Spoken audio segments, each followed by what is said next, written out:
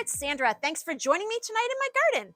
Tonight I'm going to talk to you about 3 different kinds of plants that I have here in my yard: annuals, perennials, and biannuals. I get a lot of questions about what the differences are between those 3 things, so I'm going to try to keep it simple and show you some different examples in my yard and basically break down the difference. If you have any questions, please leave them in the comments. I'll be happy to get back to you about it. So in short, annuals are plants that only have a 1-year life cycle.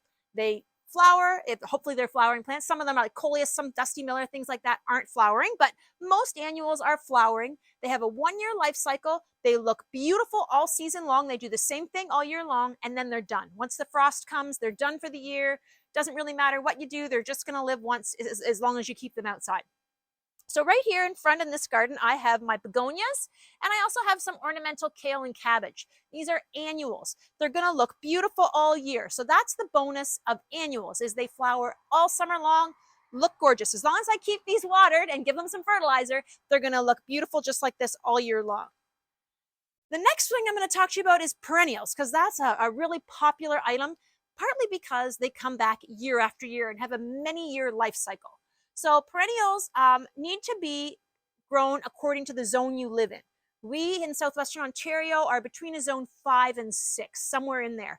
And all the perennials that we sell at the greenhouse are suitable for that growing zone. Sometimes you'll see something that's labeled a perennial, but it's only good for, say, zone 8, which means it's a perennial in that zone or a warmer zone, but it's not going to be a perennial in our zone. So that's something to definitely watch for.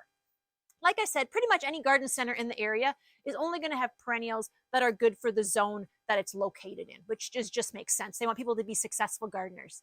Now, this perennial bed here, like I said, I've been growing it for a long time, and I've accumulated stuff over the years.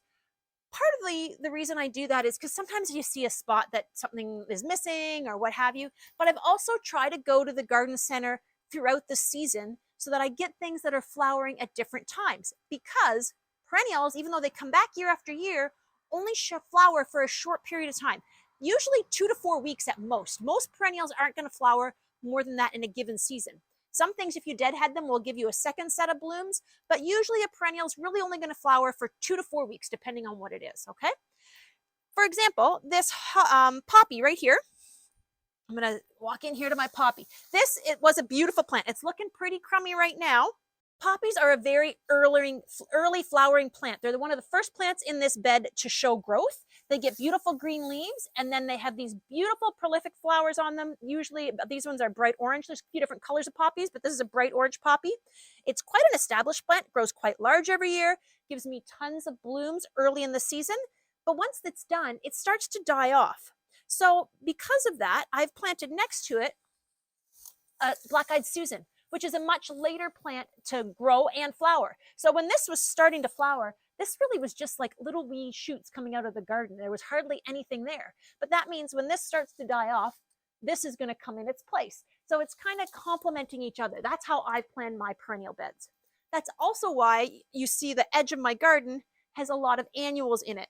And it's because I want to have this flower all year long, but I don't want to just put perennials in here. I always add a few annuals into my perennial beds. That's just my personal preference. People do things all sorts of different ways.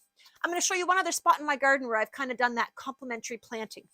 This is where I've planted 2 other, one late blooming, one early blooming. This is my bleeding heart, again, flowered early, was really, really pretty. I want to say almost end of April, early May, and it's already starting to die back too. These leaves are kind of turning into nothing. When this was flowering, this is my perennial hibiscus, and honest to goodness, every year I think this plant is dead and it's not coming back because it looks like sticks for so long. It doesn't do anything for like weeks and weeks. This is flowering, this looks dead, and then it kind of starts to shift. These guys start to die off, and this guy starts to come to life. So I can see here, there's lots of new growth. I don't have any flower buds yet, but typically perennial hibiscus don't flower until well into August. No matter where you plant them, it seems to be, they're quite late in blooming. So that's kind of my little tip about that. Again, perennials are going to come back year after year. Once in a while, you get a really hard winter and something dies off, or it just gets old and what have you, but they do last for multiple years.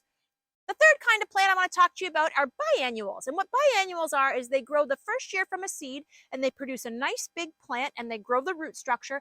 The second year they flower, and that's the end of their life cycle. They're only a 2-year plant. So people often think they're a perennial, but they're not. And this is a classic example. These are my hollyhocks. Other things that grow as biennials are foxglove and forget-me-nots.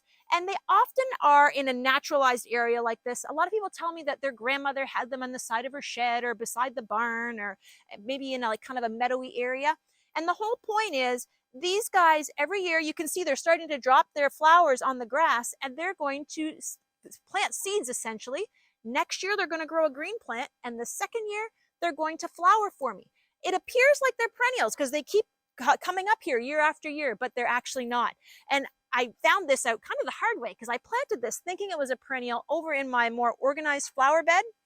And like after a couple of years, they were nowhere near where I had planted them. They had kind of transplanted themselves to a whole new area. But here at the edge of our parking area where we just kind of leave things kind of rough, they have the opportunity to reseed themselves, grow one year, and flower the next. Now, there are some, particularly foxgloves, that have been bred to flower the first year as well as the second year, but they still only have a 2-year life cycle. So after the second year, they're just not going to come back anymore. So in summary, there's all kinds of great plants out there. There's annuals, which only grow for 1 year, perennials, which grow for multiple years, and biennials, which are only going to grow for 2 years. What you plant really is up to you. There's so many great choices out there, and just stop in and visit us anytime, and we're happy to help you pick out the best things for your garden.